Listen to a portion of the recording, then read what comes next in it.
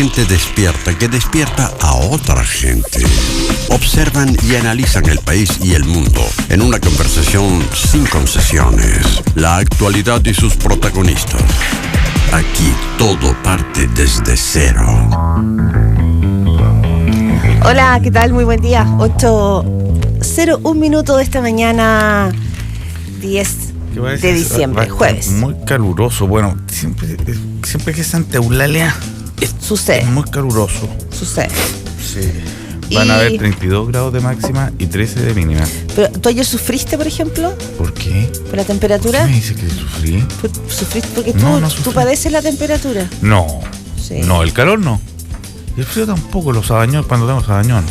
Pero el calor nunca lo sufrí. ¿No lo padeces? No, me da lo mismo. ¿En serio te lo digo? No, sí te creo. Me voy sacando la ropita nomás. ¿Livianito? Hasta quedar con el lip, y si el calor continúa subiendo, ni siquiera. Y trabajo tranquilo, hago mis cosas en la oficina, desnudo. Bueno, ¿En tu oficina los dejan trabajar ¿desnudo? desnudo? Sí. Sí, es una de las... La idea es mantener... Es la última moda en Europa, ¿eh? La idea es mantener un poco, igual, algunas zonas pudorosas, entonces hay taparrabo, con la ley, cualquier cosa así. Tú sabes, Sergio, que la última moda europea es trabajar desnudo. Nosotros Trabajar desnudo. Sí. Y no en el porno solamente. ¿Ah?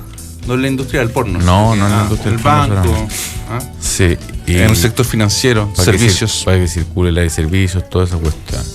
Me acuerdo que lavandero esa es la mejor excusa que he visto, la del abogado lavandero, ¿te acordás? Cuando Sí. se bañaba en pelota con las niñas y decía que ¿cómo están desubicados? Ustedes no forman parte de esa clase que no ¿Saben saben cómo que los del barrio alto, la gente bien, es muy bueno, la gente rica tiene otras costumbres. completamente diferentes.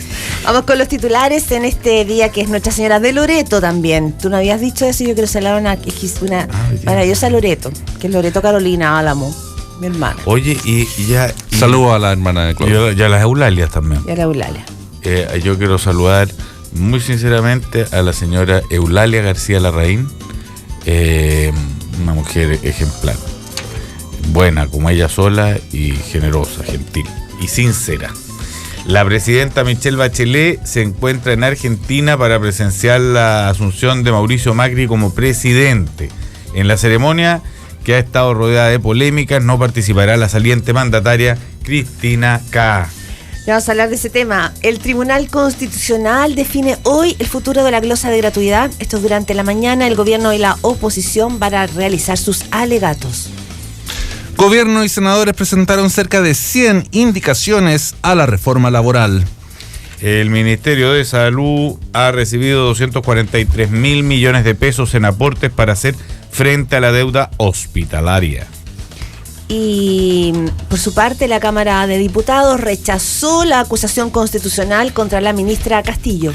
El Ministerio del Interior fijó una reunión clave que busca sellar un acuerdo político en la Araucanía con fiscales, policías, jueces y políticos. Siguen manejando de la misma manera siempre este problema. En el caso Corpesca, la Fiscalía citó a declarar a Roberto Angelini en calidad de testigo.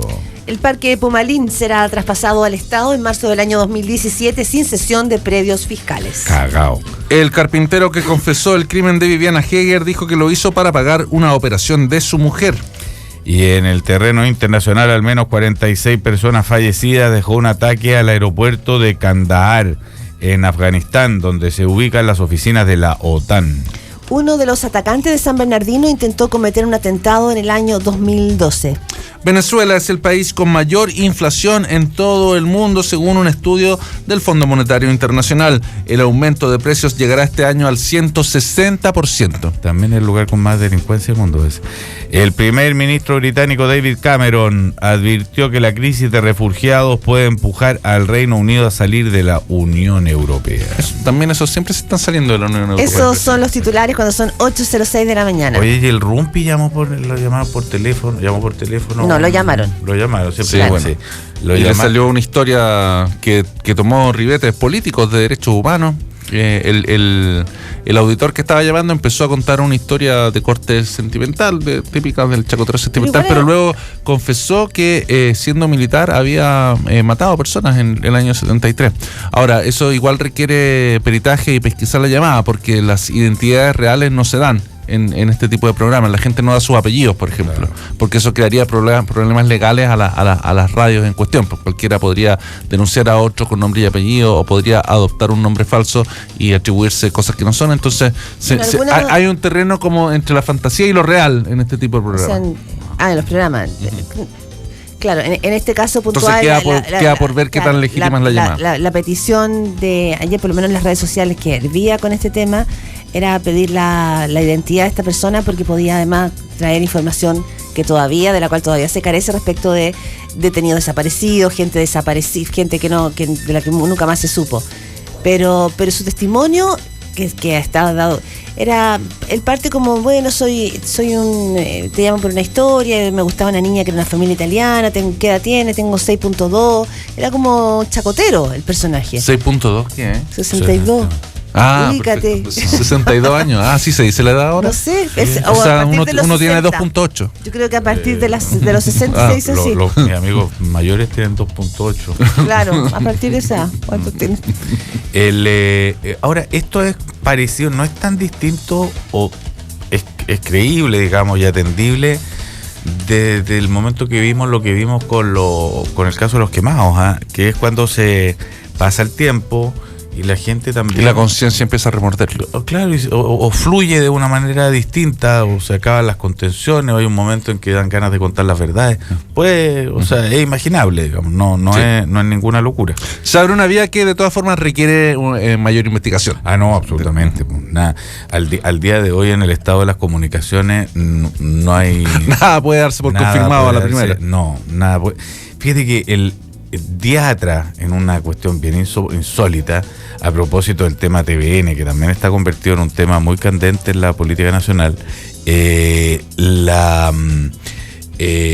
me olvidó lo que iba a decir, oye. No, pero no importa. Se me fue la Mientras vuelve ese aleteo, yo te quiero llevar un poquitito el tema de Argentina, porque esto... Oye, se me fue el hilo. Pero estaba en TVN. Es que iba a contar una anécdota. No estaba en TVN, estaba diciendo que a propósito de que un tema que está muy candente, o como lo está también el tema de Televisión Nacional. Sí, pero se me olvidó totalmente. Bueno, vamos a mandar al geriatra a Pato Fernández pero en ese aleteo de ideas, porque hay días en que uno tiene, cuando uno entra al 4.0, a esa etapa del 4.0, uno empieza... Oye, pero me está escribiendo Iván Guerrero, conductor del País Generoso, que dice que este auditor que llamó al programa del Rumpi contaba que después de fusilar a las personas, dinamitaban los cuerpos. Así que no buscaran más a los detenidos desaparecidos. Por cierto, este testimonio requiere mayor investigación para saber qué tan auténtico es. Ya me acordé qué es lo que era. Hubo un portal a propósito de lo de TVN. Gracias, Iván. Hubo un portal de internet y una radio que tituló con quién era el nuevo director nombrado ya del canal. Perfecto. Y se da como a Pablo Morales como director. Sí. ¿Qué diario? Y Pablo Morales en ese momento estaba en La Serena en algo relacionado con Colo-Colo, no tenía nada que ver. Y nadie se dignó llamar a las autoridades correspondientes, ni del canal, ni de nada, para certificar la noticia. Una radio amiga dio por seguro el nombre. Y un portal de Claro, dijo. Ahora, ¿cuándo? La semana pasada. No te creo. Claro, mientras había un directorio, había una reunión de directorio. Sí, lo después pasado. Entonces llegaron a confirmar la renuncia de Carmen Gloria López y el nombramiento del nuevo director del canal. Es un nombre que circula, pero así con ese nivel de certeza no tenía idea que eso. No, pues estos son los problemas, que algunos medios, hay otros que para qué vamos a entrar a litigar, que no confirman, no reportean, no indagan y se quedan más o menos satisfechos con una sensación ambiente que consideran dato noticioso, lo que es lo más lamentable que le puede pasar digamos, al trabajo periodístico en el mundo, porque si para algo están, es para confirmar, ratificar esos datos que circulan como un rumor. Oye, quiero ir brevemente a la Argentina porque hoy asume Mauricio Macri la presidencia. Ayer Cristina Fernández tuvo una multitudinaria despedida con su gente, pero me llama la atención la Plaza de Mayo es de los peronistas. Sí.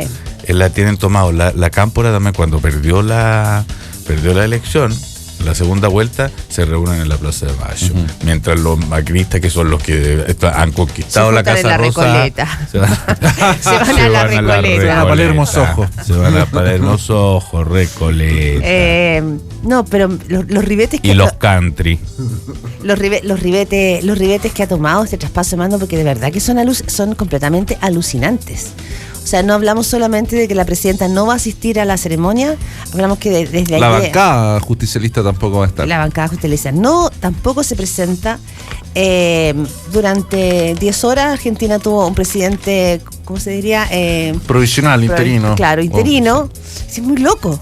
Esto es muy Ahora loco. en este momento estamos en eso, ¿no? Estamos en el vacío de Está poder. al mando de la nación argentina está Federico Pinedo, que a su vez es presidente provisional del Senado. O sea, hay un presidente provisional del Senado en el Claro. puesto provisional de la presidencia Sí. de la República Es Federal. la fantasía en el gobierno. Sí. Está buena, ¿eh? No, y el discurso, lo otro que, porque en el fondo Macri dicen viene cargado con un discurso abierto al diálogo, abierto a la conversación y a cambiar el modo de hacer política en la Argentina. Ayer Cristina Fernández decía, siento el aleteo de los buitres, siento... Eso tiene que haber sido una alusión a los fondos buitres, Porque- con los que Macri ya está empezando a negociar. Sí, por eso lo dice, evidentemente, lo dice por eso. Pero el nivel, o sea, yo decía que lástima, porque la verdad es que un discurso político completamente descontextualizado el de Macri, no sé con qué capacidad de diálogo puede llegar. Si Cristina Fernández no asiste a su ceremonia, han estado a los gritos y a los portazos, así se han relacionado en las últimas semanas desde que Pero la que ha hecho ganó. loco es ella. Te iba a preguntar, o sea, no preguntar, yo, evidentemente la percepción que uno tiene desde afuera es que ella ha hecho un poco el loco. Pero al parecer ella se victimiza y uno le encuentra también un poco de razón, que Macri también ha sido bastante ¿En qué? poco ¿Qué? hostil, ha sido hostil. Al presentar este recurso frente a la justicia argentina para que Cristina Fernández dejara de ser presidenta ayer a las 23:55. Pero si estaba nombrando gente en el camino, estaba metiendo gente al sistema público a la última hora. Hizo 50 designaciones ayer y gastó 3.500 millones de dólares del presupuesto en solventar deudas. Cualquiera sea lo que, o sea, si supongamos que Macri es un provocador muy desagradable y hace No, eso. yo no quiero defender, digo, discutamos también, o sea, no digamos, esta señora está cucú y por lo No. tanto el otro señor es súper caballero. Digo, como en el amor, en todas las tensiones siempre son de a dos también. Pero es hidalga, es digna, es elegante, No, es democrática la forma en que No, Cristina Fernández está dejando el poder. es lo Eso es último. lo central, ¿no? Eso es lo central, no es existe lo nadie que te último. pueda decir que sí.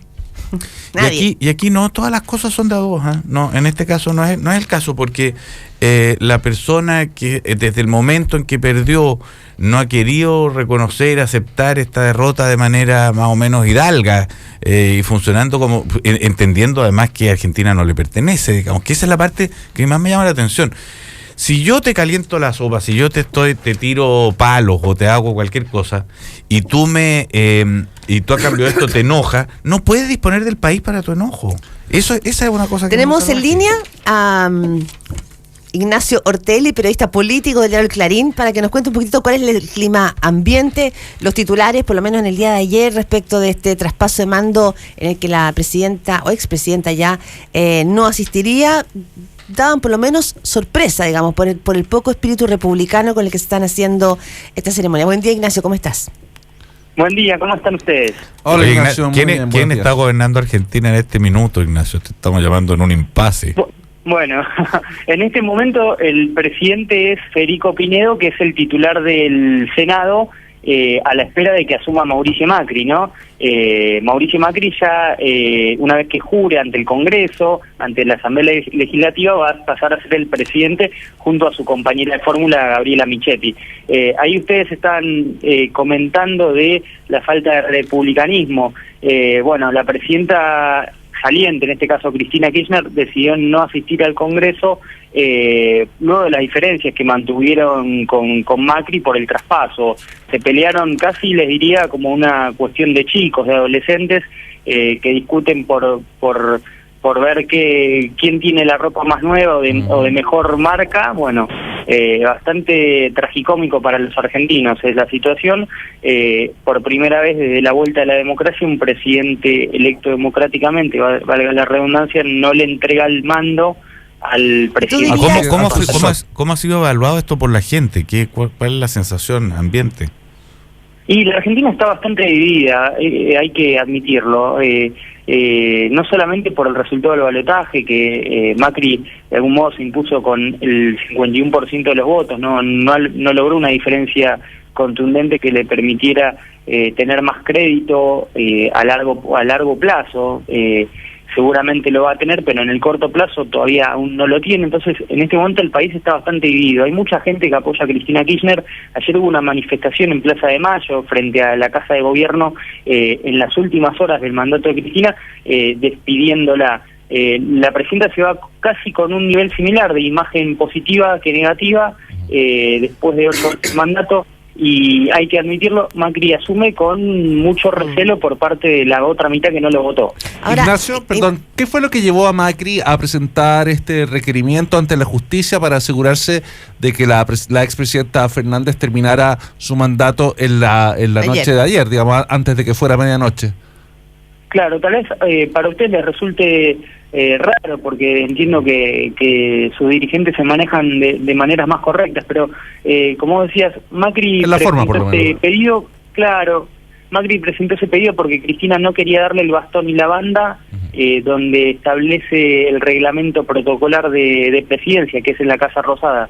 Cristina quería dárselo en el Congreso y Macri no quería, y así estuvimos... ¿Y dónde se hace siempre? En la Casa Rosada. Es que hay dos instancias en el cambio de mando argentino. Uno es el juramento del presidente, que se hace ante el Congreso, y luego el presidente saliente en la Casa Rosada le entrega los atributos presidenciales a el presidente entrante. Esos atributos están simbolizados en la banda con los colores patrios y el bastón de mando, ¿no? Claro, sucede que Cristina Kirchner quería hacerlo todo en el Congreso y no en dos tandas, por decirlo de algún modo, sí. Ya que a ella, su ex, digamos, su marido, digamos, ella enviudó, el expresidente Néstor Kirchner le entregó el bastón y la banda en el Congreso, y a su vez a Néstor Kirchner, el expresidente Eduardo Duhalde, se lo entregó también en el Congreso, pero hasta ese momento toda la entrega de los atributos presidenciales, que son la banda y el bastón, se hacían en Casa Rosada luego de que el presidente jurara en el Congreso. ¿Y qué cosa estaba en juego ahí? La discordia. ¿Qué simboliza esta disputa? Está en juego, como vos decís, una cuestión de poder político. Macri quiso imponerse de entrada, imponer, digamos, su autoridad, y forzó la situación ante Cristina, básicamente ante Cristina, y para demostrar que él, pese a que no logró la cantidad de votos necesaria, iba a poder imponerse en situaciones límites. Pero ¿y qué Ignacio Ortelli, lo que tenemos hoy día en el Día de la Asunción es no solo una presidenta que no va a participar, sino que un mundo kirchnerista que, como tú bien dices, Argentina hoy pareciera estar como fracturado, partido en dos, sí. con un mundo. Entonces, cuando Macri venga con el discurso del diálogo, es una ceremonia en la que participan la mayoría de los presidentes latinoamericanos, al que viene el rey de España. Él ha enviado señales de querer hacer un gobierno dialogante y abierto. Pero por otra parte, no sé si tiene espacio para el diálogo y la apertura en este minuto con una Cristina, que es una líder de la oposición con la que no se miran, y un mundo kirchnerista en el que tampoco la bancada oficialista va a asistir. O sea, entra y ganó por 3 puntos. Es decir, entra en una situación compleja, señor Macri. Claro, sucede a favor de Macri, que tiene la situación de que Cristina tampoco puede entorpecerle demasiado su tarea en el inicio. ¿Por qué? Porque el peronismo aquí en la Argentina, el partido del cual proviene el movimiento kirchnerista, tiene antecedentes de no haber sido constructivo en la democracia. Los gobiernos radicales, por ejemplo, siempre se han encontrado con dificultades a la hora de gobernar, porque el partido peronista históricamente le ha puesto trabas. Bueno, Cristina por eso trazó la necesidad a su partido de hacer una oposición constructiva. Esto lo dijo antes de esta pelea, pero no obstante, Cristina sabe que si Macri en el mediano plazo llega, entre comillas, a tener inconvenientes de gobernabilidad, automáticamente se lo van a machacar a ella y no tanto a la impericia de Mauricio Macri. Por lo tanto, ella trazó una oposición constructiva. ¿Qué quiere decir esto? Si Argentina propone diálogo, como dice Macri, con Latinoamérica, no va a encontrar objeciones de Cristina, pero si Argentina retoma conversaciones carnales con Estados Unidos, bueno, ahí se va a encontrar con una respuesta del movimiento kirchnerista.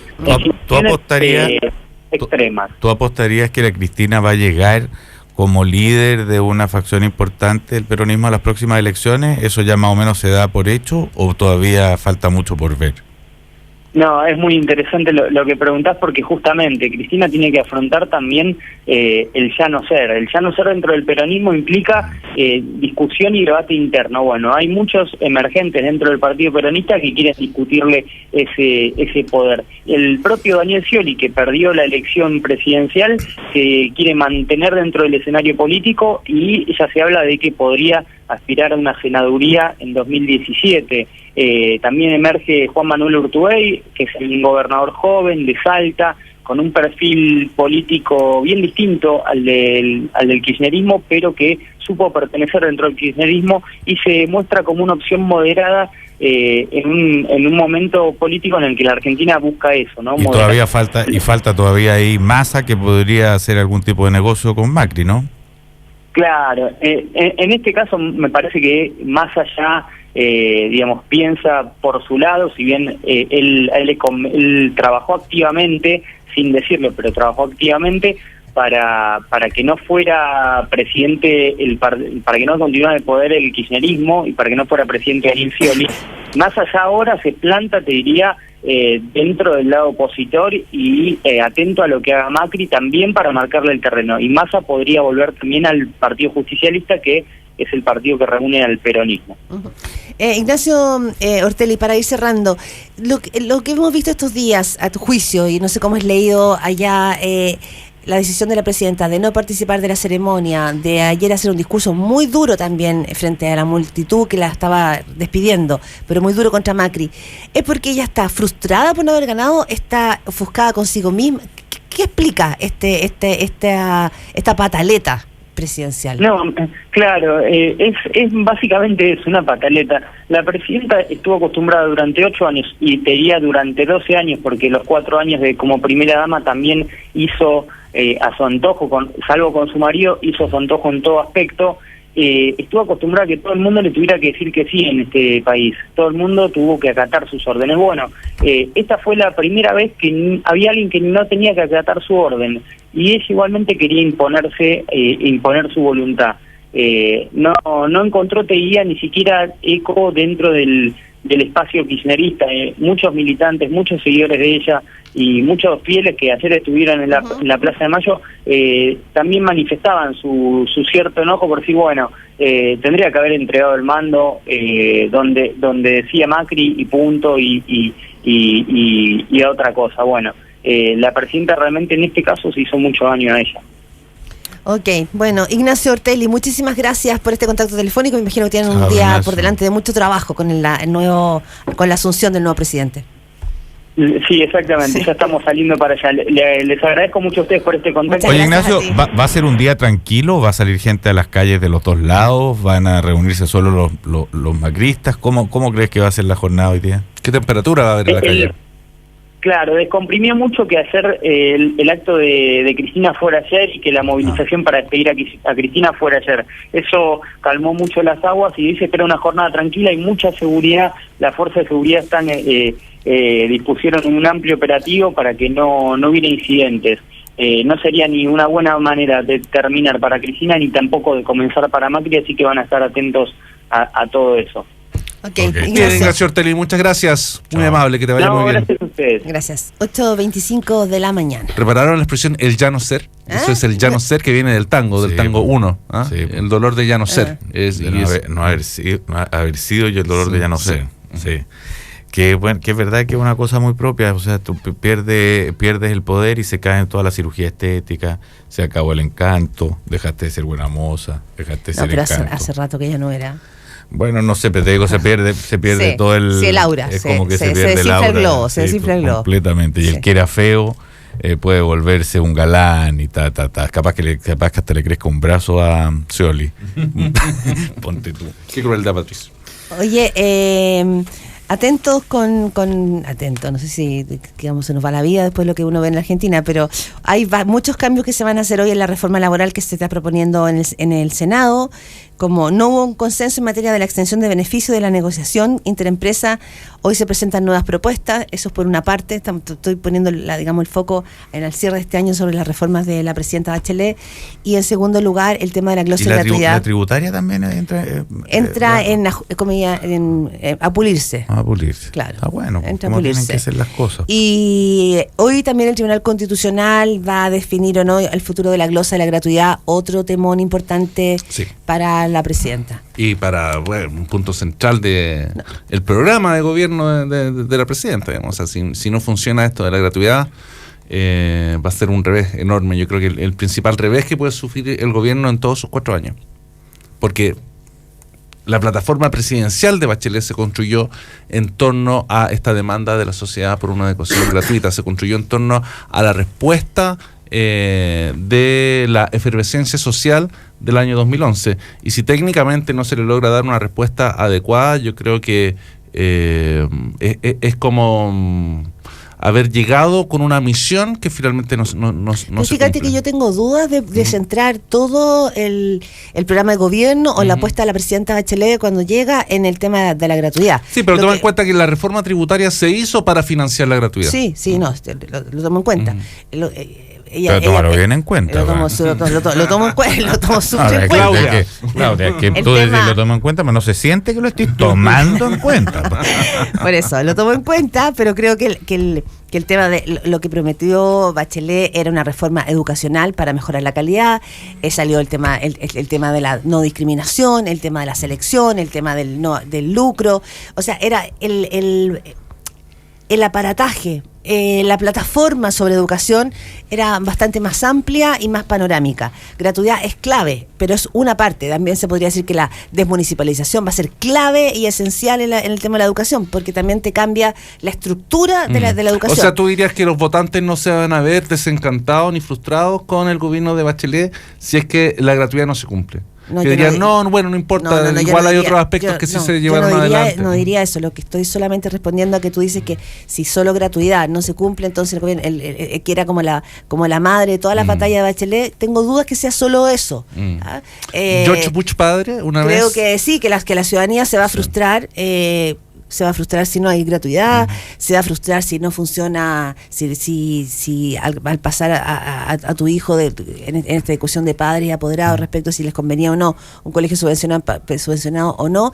Evidentemente yo creo que en la medida que las reformas bajen a la calle y entren a tu cotidiano, en ese ajuste de expectativa la ciudadanía va a estar contenta. Oye, No, yo me encontré con lo concreto, gente- lo concreto hoy día es que los últimos 6 meses las encuestas no se mueven y hay entre un 60 y un 65% que no aprueba al gobierno. O sea, hay un paredón de gente que votó por el gobierno. Pero yo aún así, porque creo que este es un error, el tema de la gratuidad del... O sea, tú dices pero que la aprobación actual de Bachelet coincide más o menos con la cifra de ciudadanos que votaron por ella y de ahí no se está moviendo. No Ese lo es como digo el yo, núcleo duro, sí. no lo digo yo, lo dice... Bueno, No, es para recordar un poco la idea que se sí, planteó. lo decía Correa el fin de semana, los mismos Roberto Méndez, la gente que hace encuestas te muestra en los números que un porcentaje, sobre todo de hombres de clase media que votaron por Bachelet, son las personas que hoy están quitando ese respaldo. ¿Por qué? Porque ellos sienten que... Tú estás diciendo lo contrario que dices tú. Que hoy día la aprobación de Bachelet se mantiene más o menos en el núcleo de los votantes de Bachelet. Y que había una aprobación anterior, que lo que podríamos llamar una aprobación flotante, que no eran los votantes duros de Bachelet que se han ido perdiendo. Oye, fue bien. Y esos son hombres, por ejemplo, mayoritariamente hombres de clase media. Fue comentar la entrevista a Enrique Correa el fin de semana. ¿Y qué se dijo? Con mucho...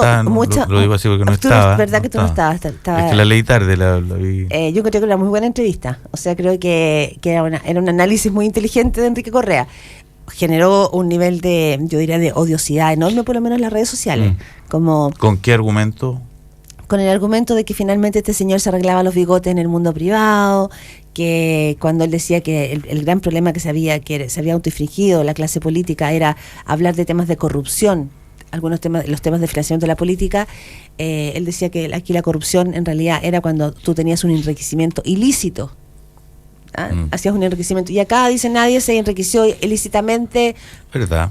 Entonces hacía un punto sobre eso. Es verdad, pero sabes que leí la entrevista yo atentamente y Enrique Correa siempre es habiloso para sus diagnósticos y cosas, pero aquí no se trataba de un diagnóstico, esto se trataba de aquí está hablando un trabajador, un operador de las relaciones entre el empresariado y la política. Bueno, ese otro punto que marcaba en su entrevista que a mí me hizo escalofrío, cuando dice, es muy malo cuando en Chile se rompe la confianza entre el mundo de la empresa, el mundo privado y el gobierno. Ese fue el punto más... Es muy jodido, ahí estaba dice, el nudo de esa entrevista. ¿Tú estabas ahí viendo una amenaza vedada? No, ahí estaba el nudo de la entrevista porque, velada, mira, porque si tú haces... Pero para terminar la frase, políticamente. para terminar la frase dice, es muy delicado cuando pasa esto, porque las veces que ha pasado esto en Chile, hemos sabido los horrores que se han vivido y esos horrores los paga la gente.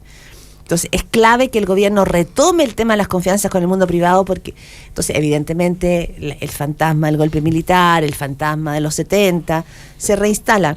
No digo yo que él lo esté poniendo a propósito, pero coincide con un ambiente, con un tufito que estuvo dando vuelta hace 3 meses atrás, que daba vuelta de cuán crispada estaba la relación política con el mundo privado. Eso, es que ahí hay un punto que es interesante. En términos puramente intelectuales, Enrique Correa yo creo que está en lo cierto. O sea, los casos de financiamiento irregular de la política no constituyen enriquecimiento ilícito a partir de prebendas políticas de los imputados, sino que estaban financiando candidaturas. O sea, esa plata se gastó en la política, no se gastó en el patrimonio de las personas. Pero luego viene el problema de desde qué mundo, desde qué lugar, desde qué posición específica individual habla Enrique Correa. Es que eso es súper central. Eso es clave. Es súper clave. Él ahí está hablando porque... Si Tomás Mulián te dice lo mismo, es muy distinto a que te lo diga Enrique Correa. Él está a cargo de la defensa Peñailillo. Y estuvo también viendo los temas de Empenta. Y también Penta. Y también estuvo con Soquimich, muy cercano a Ponce Lerú. Y también los curas Esati y Rasuri y todo eso. Por eso entonces no es lo mismo que lo diga Muliana que lo diga está Correa. trabajando, digamos. Está trabajando. Cuando dice esta cuestión, él está trabajando. Pero porque él acá dice esto que estaba diciendo la Claudia, pone todo el énfasis de los problemas de confianza. O sea, no todo, pero digamos, el énfasis central en la confianza entre el empresariado y el gobierno. No como podría interesarle, ponte tú, a un político entre la ciudadanía y sus élites, o entre, qué sé yo, el votante y sus candidatos. Acá porque el problema es su negocio, o sea, a Enrique Correa no le paga a la ciudadanía, digamos, pongámoslo de esa manera. No contrata a imaginación la ciudadanía, la contrata gente del poder. Y efectivamente... se ha constituido él, lleva muchos años en esto, pero cada vez que uno lo vuelve a notar, se revela como más impresionante todos los nexos de la élite. O sea, ese mundo que está pasando por un momento de descrédito, que está siendo considerado una manga de delincuentes, etcétera, son sus clientes. Entonces viene aquí un poco a decir hay que restituirle la dignidad a este universo. Me llamó la atención la entrevista, era muy cardenalicia. Sí. Son 8:34. Oye, Madonna improvisó un concierto en París en homenaje a las víctimas del 13 de noviembre. Se instaló en la Plaza de la República, donde todavía hay numerosos mensajes, flores de recuerdo. Y ¿La Madonna? Madonna, sí. Después de un programa... Mandona. Se instaló ahí, hizo un concierto en plena Plaza de la República con su hijo David y el guitarrista Monte Pinter. Y Bono cantó también con los... Sí. Bono ya le hizo una canción sobre los atentados en París. Claro. Vamos a la tanda, 8:34 de la mañana. En diciembre, para que nadie se quede sin celebrar, aprovecha hasta 12 cuotas sin interés tus tarjetas de crédito Corbanca. Algunos van más lejos desafiando sus límites, su propio equilibrio, y con ello consiguen lo inalcanzable. Si eso es lo que te mueve, necesitas el partner perfecto. All New Mazda 2. Desafía lo convencional. Infórmate y descúbrelo en mazda.cl/drive to be. Qué gusto. Vamos y volvemos acá en Desde Cero, 8:35. En Radio Cero, Desde Cero. Soy Diego y tengo un problema. Nací en diciembre. Nunca un feliz cumpleaños, solo feliz año nuevo. Ni hablar de la torta, puro pan de Pascua. Y de regalo, amigo secreto. Para que nadie se quede sin celebrar. En diciembre, aprovecha hasta 12 cuotas sin interés pagando con tus tarjetas de crédito Corbanca en todos los comercios de Chile. Corbanca, el banco oficial de la selección. Más información de esta promoción en www.corbanca.cl.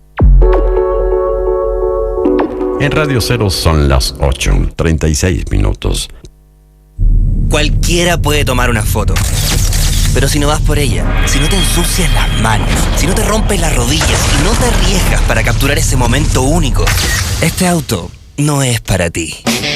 All New Mazda 2. Desafía lo convencional. Infórmate y descúbrelo en Mazda.cl/Drive2Be. Mazda. Respalda y garantiza Derco. ¿Quiere regalo? ¿Un plan Pro 7 GB de Claro? Con 1000 minutos para hablar y que no consuma los gigas del plan al usar Twitter, Facebook o WhatsApp. Más Claro Música con millones de canciones gratis por un año. Y un espectacular Samsung J5. ¿Qué le regalo? Le regalo todo. Esta Navidad regala un plan Pro 7 GB con 1000 minutos. Con Facebook, Twitter y WhatsApp sin gastar tus gigas. Más Claro Música y un Samsung J5 a costo cero. Todo por solo 24.000 pesos mensuales. Sorprender en Navidad. Con Claro es posible. En Radio Cero, desde cero.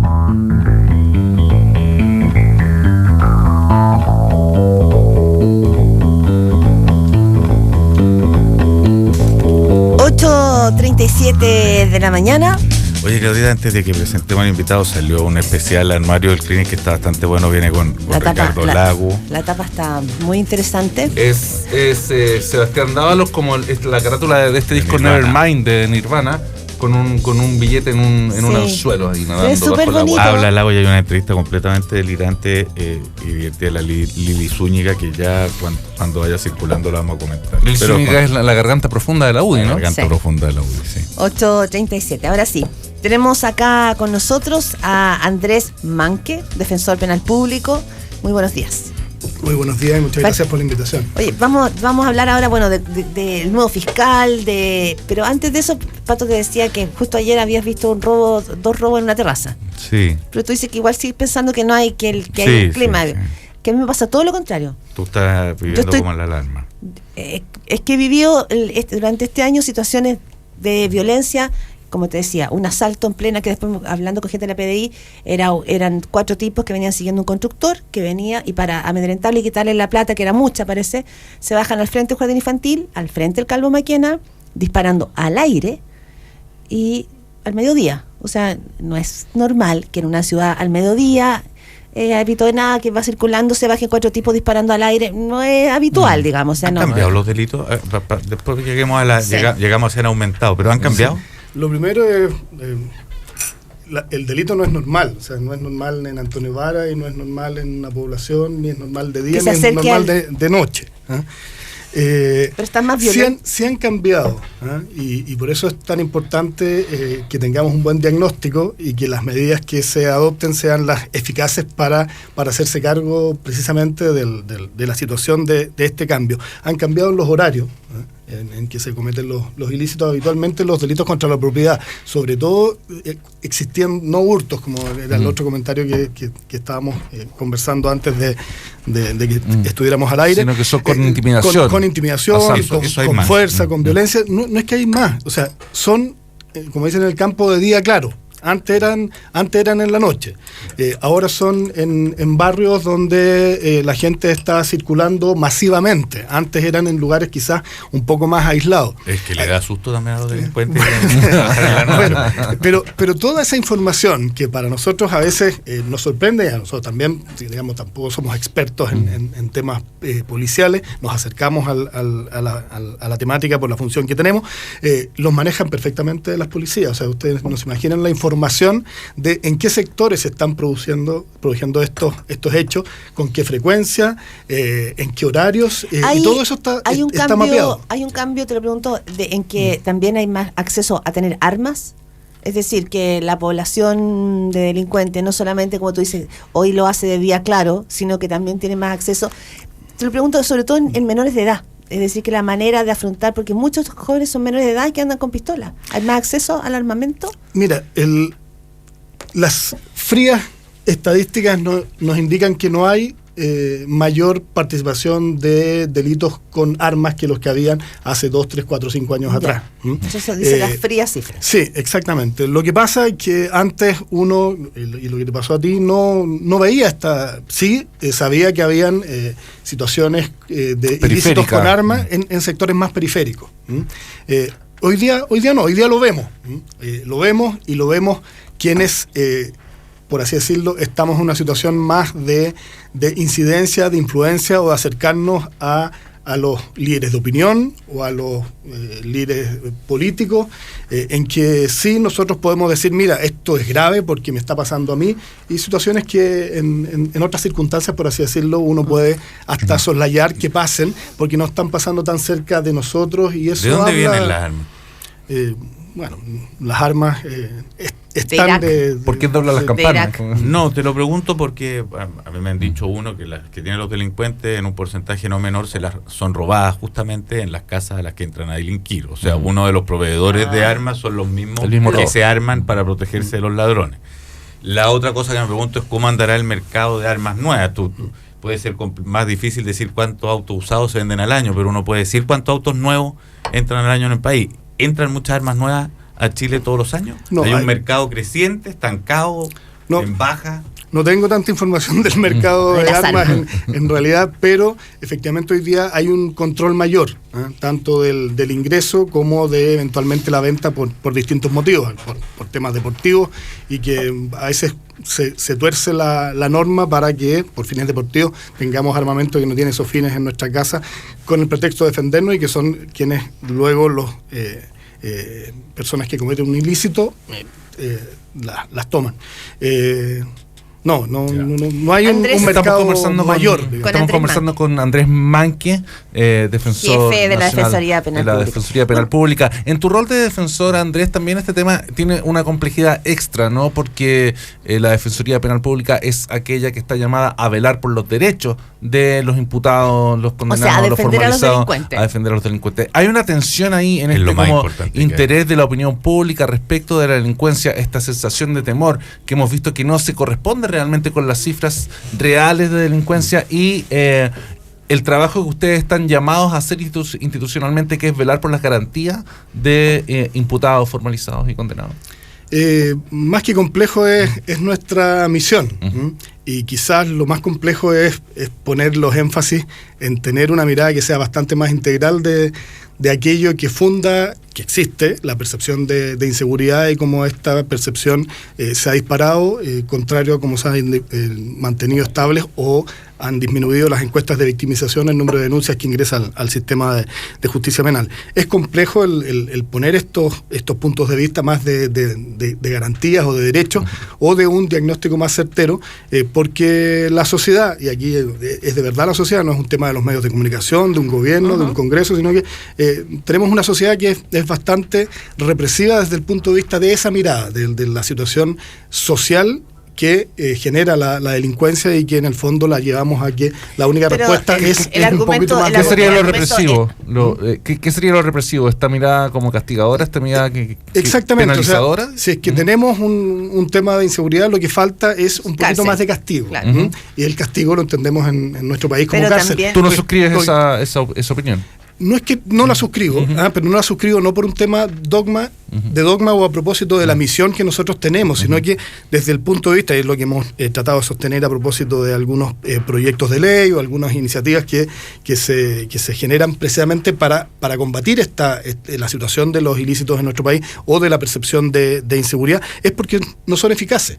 O sea, está empíricamente demostrado que el solo poner mayor castigo, mayor prisión para combatir los ilícitos en nuestro país, lo que genera es aumentar no solo el número de ilícitos, sino que este porcentaje de participación de personas en los ilícitos. Pero siempre y cuando tú tengas al frente alguna otra alternativa, porque entonces lo planteo así: la ciudadanía siente que la cárcel, que la nueva reforma procesal penal da más garantías a los delincuentes, pero si no hay más cárcel, ¿cuál es entonces la otra pata? La rehabilitación, la reinserción en la sociedad. Yo me digo, un joven de 18 años tiene que ir a trabajar, va a ganar el sueldo mínimo, con 2 asaltos al día o 1 al día saca lo que sacaría un trabajador al mes. Entonces, ¿cuál sería la alternativa? Sí, pero mira, en el mismo, pero en el mismo tono que tú lo dices, lo planteas como algo ilusorio, así como que mira, que no me vengas con este cuento, por así decirlo. Pero la verdad es que un sistema de justicia, para que sea eficaz, tiene 2 propósitos: investigar y sancionar a quien ha cometido un ilícito, ojalá con la mayor frecuencia posible. tantos ilícitos, ojalá tantos juzgados y tantos sancionados cuando se ha comprobado que ha tenido participación la persona que estaba siendo investigada. Y la otra, naturalmente y con la misma fuerza, es intentar de que esa persona luego de su castigo no vuelva a reincidir. O sea, es casi un tema de mercado, como el que hablábamos al inicio. Yo investigo, sanciono y trato de que las personas no vuelvan a cometer un ilícito. Y en ese segundo propósito incide, y no es que ¿qué podremos hacer? Hacemos. Existe hoy día información del sistema, no solo de la Defensoría, del sistema de justicia, que indica que las tasas de reincidencia de personas que han sido condenadas a penas privativas de libertad es del 51 al 52%. Las que cumplen penas, y que nosotros como sociedad no lo vemos como penas, como castigo, porque el único castigo que vemos es la prisión, sí, pero que cumplen penas sustitutivas distintas a la privación de libertad, las tasas de reincidencia son del 26%. Respecto de los que son condenados a penas privativas de libertad, yo puedo cumplir íntegramente la condena, y las tasas de reincidencia son del 60%. Si obtengo lo que se llama libertad provisional, la tasa baja al 25%. Pero puede haber una relación entre la condena y la gravedad del delito. Y por lo tanto, la gravedad del delito también puede tener una relación con el carácter como delictual profesional de quien ha cometido el delito. La libertad provisional va por otro carril. La obtienen quienes han cometido delitos muy graves, como quienes han cometido delitos más leves. Se va agradecido, compadre. Se va agradecido con la sociedad. Exacto, es que no es porque le toca, no es un sorteo. Sí. Estamos nosotros 4 acá, a nosotros 2 nos tocó libertad provisional y a ustedes les tocó pena íntegra. No, hay todo un proceso que determina que esa persona se lo gana, por así decirlo. Y en ese proceso es donde hay que invertir si es que las tasas de reincidencia se disminuyen en un 50%. Estamos con Andrés Manque, jefe de la Defensoría Penal Pública. Tú dijiste, porque lo interesante en esto yo creo es ponerlo en cifras, o sea, justamente aquí las frías cifras son bastante necesarias, porque la temperatura emocional puede llegar a confundir muchísimo, como ya lo hemos visto últimamente. Ya tú dices que las mayores condenas y las mayores penas sencillamente no son efectivas, o sea, no sirve para bajar la delincuencia. Para incidir en para disminuir la reincidencia. Sí. ¿Qué dato qué política sí sirve? O sea, vámonos ahora al otro lado. Esta se supone que meter a la gente presa de por vida no baja la delincuencia. ¿Qué datos hay de qué cosa sirve para bajar la delincuencia? Sí, un punto de vista antes, y que es en el debate en que siempre estamos y que yo creo que genera precisamente los diagnósticos equivocados o las orientaciones equivocadas. Tampoco es una cosa por otra. Si cuando hablamos de las tasas de reincidencia, personas que son privadas de libertad o que cumplen íntegramente la condena, no se está sosteniendo de que no se deben aplicar penas privativas de libertad, o que no se... O sea, naturalmente nuestro sistema condena y condena muy fuerte, solo respecto a delitos contra la propiedad. En que se ha utilizado la fuerza, las condenas promedio de nuestro país, promedio, de acuerdo a los últimos estudios de paz ciudadana, son 3 años. 3 años de privación de libertad en promedio. Hurtos incluidos, hurtos a establecimientos comerciales y supermercados. Cuando se ha usado la violencia, las condenas a privación de libertad en promedio son de 6 años. Esa es la magnitud de la dureza que tiene nuestro sistema. Pero además somos de los países con más presos en América Latina por población, por lo menos, ¿no? A eso efectivamente. ¿Qué es lo que ha generado la reforma procesal penal en estos 15 años? Aumentar en un 100% las personas privadas de libertad en nuestro país. ¿No ha funcionado esta reforma?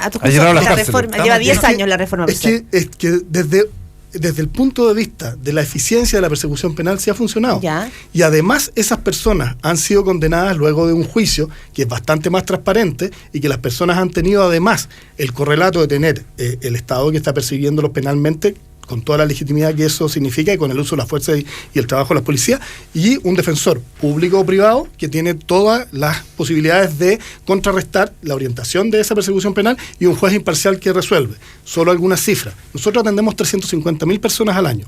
En la Defensoría Penal Pública. De esas casi 1.000 personas por día. Sí, más. Sí. Más, o sea, claro, contando feriados más. 45.000 son declaradas inocentes o no responsables de la imputación que se les había realizado. Y de esas 45.000, y que en el fondo termina siendo una problemática adicional al sistema de justicia, 2.500 estuvieron privadas de libertad. Entonces, el sistema se puede equivocar en no lograr llevar a juicio y sancionar a quien ha cometido un ilícito, y también se puede equivocar en privar de libertad a una persona que luego es declarada inocente. Esos son ámbitos que como sistema de justicia tenemos que buscar disminuir el error y disminuir la percepción también, que es una percepción de impunidad del sistema. Tiene buenas tropas la Defensoría Pública, son equiparables, o por lo menos le van a dar una buena pelea a los fiscales, por ejemplo. Tenemos muy buenas tropas. Hay buenas cifras de resultados. Yo, delincuente, me puedo quedar tranquilo con que me va a defender un buen abogado. No lo digo de verdad, porque lo que sabemos es que desde el punto de vista de tus derechos y garantías. O sea, sabemos perfectamente cómo en Chile alguien que tiene para pagarle una buena suma de millones a un abogado tiene bastante garantizada su libertad. La igualdad de la ley, en el fondo. Sí. Mira, tiene muy buena defensa, con mediciones de calidad que son bastante objetivas y con estándares de probidad y ética, digamos, a nivel que somos referentes en Latinoamérica. Yo hace poco, fui nombrado coordinador general de las Defensorías Públicas del Mercosur, no porque sea Andrés Manqui, sino que porque soy el Defensor Nacional de Chile. Y somos un referente en estas materias. Pero a propósito de la defensa de los delincuentes, si un sistema de justicia sano y que sea un poco más eficaz y que no tengamos estos problemas, tiene que discriminar positivamente, porque aquí tenemos personas que están siendo investigadas y que no han cometido un ilícito. Tienen que tener todas las posibilidades para defenderse y demostrar su inocencia, por así decirlo, y el sistema lo permite, y tenemos 45.000 personas al año que atendemos nosotros. Sí. Hay otros que atiendan abogados privados. Luego, hay personas que cometen un ilícito por primera vez. Y hay personas que cometen un ilícito por primera vez por un error que nos puede costar a todos en un accidente de tránsito, o por una mala decisión en la vida, en temas económicos, o por un error de repente por desesperación o por temas pasionales en que uno actúe de una forma que es contraria a lo como ha actuado siempre en su vida. Hay otros que cometen ilícitos con alguna frecuencia, y hay otros que hacen del delito su profesión y generan bandas que actúan y que inciden muy fuertemente en los temas de percepción y de temor, y que el sistema tiene que tener esta diferenciación. No podemos darle cárcel a cada uno de ellos. Esos que hacen del delito su profesión en general sacan el cartón en la cárcel, ¿no? Lamentablemente en nuestro sistema sí. Y a propósito de las medidas que estamos hablando, ahí está la relación entre condenas más largas y reincidencia más alta, probablemente. Pero si uno mira la población penal, Andrés Manqui, ¿se puede decir en Chile cuántos son? O sea, si uno quisiera mirar el mapa del delito, ¿sí? ¿Cuántos son asaltos? ¿Cuántos son claro, a lo mejor narcotráfico? Sí. En ese mapa, ¿por qué está presa la gente en Chile? En Chile, el 65% de las personas presas, condenadas, ¿sí?, es por delitos contra la propiedad. Y lo que decía al inicio, no es solo el asalto a mano armada con homicidio, digamos, que mataron a una... Si te pillan robando un chocolate en el supermercado. Quizás no un chocolate, pero si te pillan robando, tenemos condenados a penas privativas de libertad porque son reincidentes y porque han actuado en banda a personas que estaban asaltando un supermercado. O sea, lo que puede parecer como... inocuo desde el punto de vista de la sanción idónea o la sanción efectiva, tanto para la persona que ha cometido un ilícito y que el Estado tiene que hacerse cargo de su sanción, pero de verdad, aunque parezca como una cosa así como media como fantasiosa, tiene que preocuparse de que ojalá en el futuro no vuelva a cometer ilícitos y lleve su vida por otro camino, y que el Estado le abra esa posibilidad, por así decirlo. Pero, mira, a propósito que decían que y el nuevo fiscal nacional ha dicho cosas... Estamos hablando del fiscal Abbott.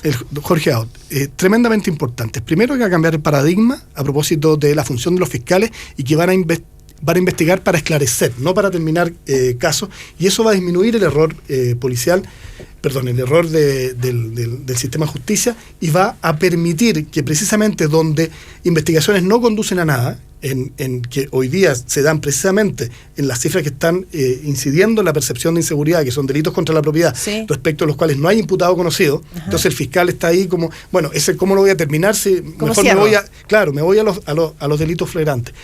El otro punto relevante que ha dicho es que no estamos preocupados por lo que nos falta o por modificar leyes que me hacen más fácil la pega, sino que de la responsabilidad que tenemos con los recursos que tenemos y que estamos bien dotados.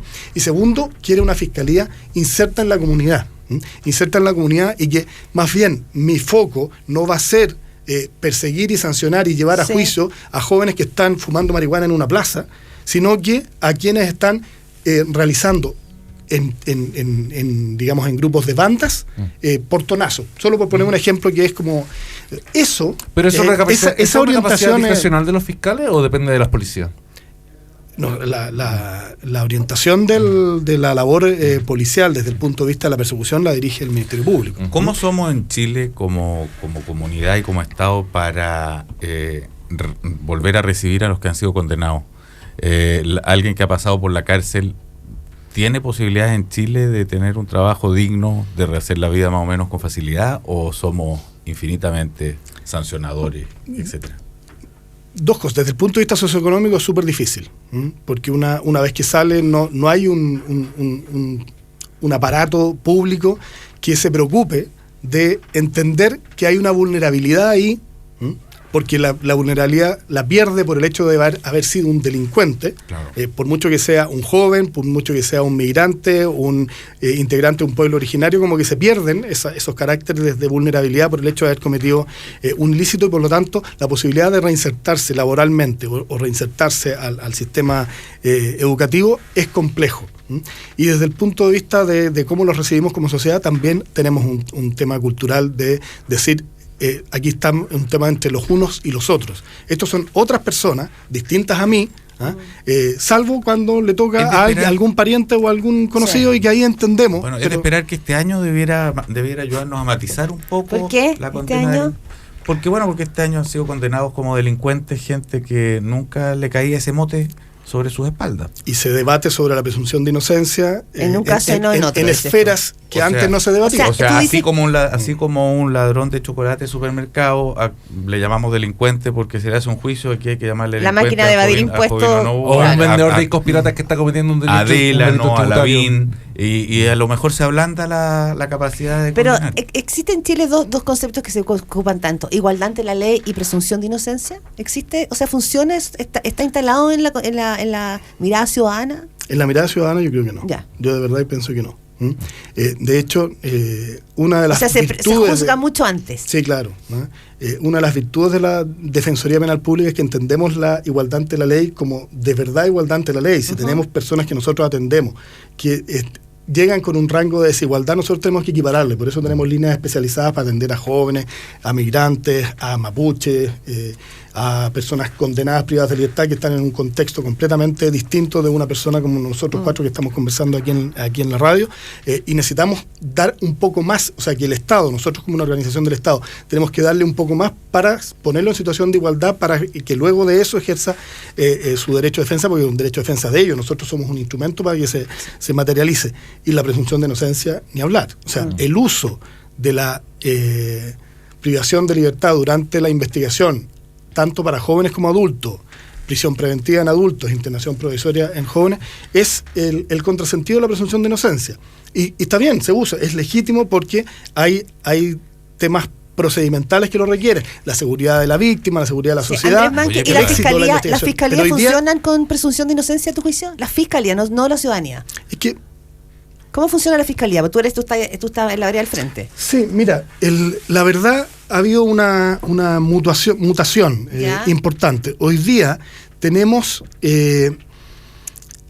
menos solicitudes de prisión preventiva, por así decirlo, que es como un reconocimiento a que estamos todavía en una fase de investigación del Ministerio Público, lo que no genera menos presos, porque la piden más objetivamente cuando realmente es necesario, y las cifras del Poder Judicial, no las nuestras son quizás un poco más bajas, porque nosotros como no atendemos a todas las personas, pero sí atendemos al 92% de los imputados de ilícitos en nuestro país, es que de 10 solicitudes de prisión preventiva, 9 se acogen. Antes la diferencia era un poco mayor. De 10 solicitudes, 6 a 7 se acogen. Ahora, en el tratamiento, me parece que, de nuevo, porque resulta a veces complejo estar hablando del legítimo contradictor, pero el mismo fiscal Abbott lo que ha señalado que una de sus líneas, y la que usó también cuando era fiscal regional de Valparaíso, es exigirle prudencia a los fiscales. ¿En qué sentido prudencia? Prudencia en que la labor que ellos realizan y la persecución penal y la investigación de hechos ilícitos de cualquier persona, no solo como entramos a esta conversación de personajes eventualmente más connotados que están siendo investigados y no solo investigados, sancionados penalmente con personas que cometieron un delito. En la jerga habitual, entonces, naturalmente son delincuentes. Exige prudencia en llevar adelante, está muy preocupado de las filtraciones, por ejemplo. Lo que no significa no informar. Si las audiencias son públicas. Hay un punto interesante. El las gobierno, audiencias son públicas. Pero cuando el gobierno, por ejemplo, que aquí yo creo que hay un debate interesante, el gobierno dice que las imágenes que se van a pasar a los canales de televisión respecto de robos, asaltos, qué sé yo, van a ser filtradas antes de ser emitidas. ¿Te parece que va en la línea correcta? Porque hay también un debate respecto de si hay censura, si no hay censura. Sí, pero hay un matiz ahí, porque hay ciertas cosas que naturalmente ningún gobierno puede controlar. Si es que algún medio de comunicación está filmando un ilícito, el gobierno nada tiene que decir oiga, usted no puede transmitir son eso en su noticiero. De las policías, porque a mí me parece de verdad impropio que las policías tengan programas yo creo que son temas de difusión, no solo le dan las imágenes, sino que tenemos a llevar a los furgones con un propósito de quizás de difusión de la labor policial o de la complejidad que tiene la labor policial, pero que en nada ayuda a la visión social respecto de la función policial o de la comisión de los ilícitos, porque lo que va generando eso, porque lo que ponen son las situaciones complejas, naturalmente, es aumentar la sensación de temor, aumentar la percepción de inseguridad, y a mí me parece que eso no es sano. Un medio de comunicación puede decir, bueno, déjenme a mí, yo con libertad de información, yo veré lo que informo o no informo, pero una organización del Estado y una policía sí debe tener una línea de cómo se informa y cómo se entrega información. A propósito de lo que me preguntaba, los éxitos de la Defensoría, nosotros somos súper prudentes en manejarlo. Nosotros no andamos publicando tasas de absoluciones en juicio oral, pese a que a muchos defensores les encantaría decir, oye, pucha, yo tengo tal porcentaje. Además, en esta sociedad te agarran a patar en la calle. Bueno, pero claro, pero son temas que tenemos que manejar. Me parece que las policías son parte de un sistema que es bastante más integral que solo la función policial y tiene que estar, por así decirlo, sintonizado con lo que todo el sistema quiere transmitir desde el punto de vista de la labor que ellos cumplen. Andrés Márquez, recientemente vimos este caso de violencia en los estadios, digamos. O sea, es un fenómeno que está permanentemente presente y que tuvo un epítome en este partido de Colo-Colo con Wanderers, donde el nivel de flagrancia era alto, había cámaras de televisión, vimos los rostros de muchos de quienes estaban participando en esos incidentes violentos, otros estaban encapuchados, pero de todas maneras vimos los rostros de quienes estaban cometiendo esos ilícitos, teóricamente, digamos, y quedaron en libertad. 18. ¿Tú estás de acuerdo con la medida de que hayan quedado en libertad? Y comprendes, por otro lado, como la reacción de la sociedad es como todos los vimos cometer actos violentos y esta gente hoy día está en libertad. Sí, mira, lo primero es que, claro, como los vieron, ellos no estaban complicados, ellos estaban siendo protagonistas y eso es lo que buscaban.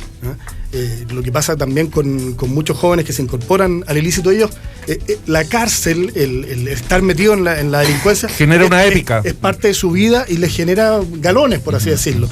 Y la cobertura que hacen los medios ayuda a que esos galones buscaban las cámaras, pero no había como cubrirlo, si era en un evento, ahora se estaba televisando. Ahora, respecto de las sanciones, dos puntos de vista. Naturalmente, quizás, y de nuevo, y voy a parecer como fan de mi contradictor nacional, el fiscal Abbott, el único que ha dicho algo prudente ha sido Jorge, que dijo, lo que nos falta a nosotros es llevar investigaciones pormenorizadas que demuestren la imputación de la persona específica, no estos 18 y se hubieran agarrado 200, claro. Sino que con nombre y apellido, respecto de ese, aquí están las pruebas, este es el ilícito, y diferenciado, porque una cosa son desórdenes públicos, y usted comprenderá que si es que tenemos por desórdenes públicos condenas que no son privativas de libertad, no pueden quedar presos durante la investigación, es algo como de lógica, ¿no es cierto? Ahora puede ser chocante para la sociedad decir, bueno, pero ¿cómo no queda? No, porque esa no es la sanción que le sirve al fútbol, por así decirlo, en ese contexto, o a la sociedad.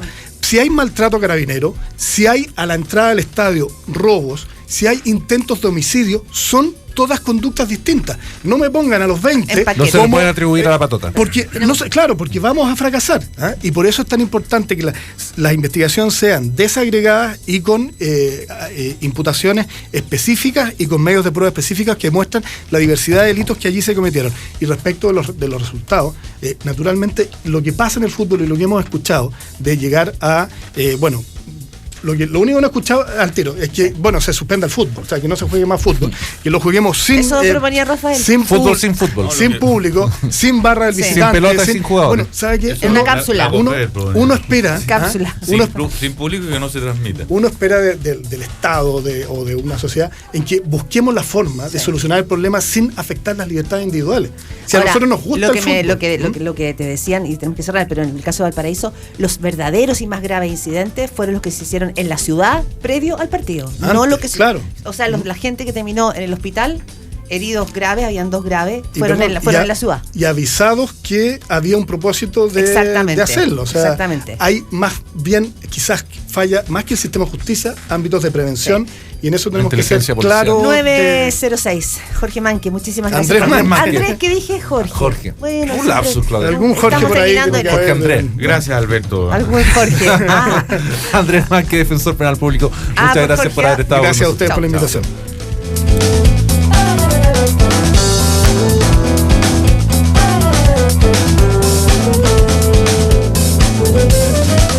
Desde Cero fue presentado por Corbanca, un banco que se mueve contigo. All New Mazda 2. Desafía lo convencional. En Cero son las 9:08. Muy pronto se viene a Chile un festival de la rima, donde solo los más grandes y mejores improvisan. Apoyemos todos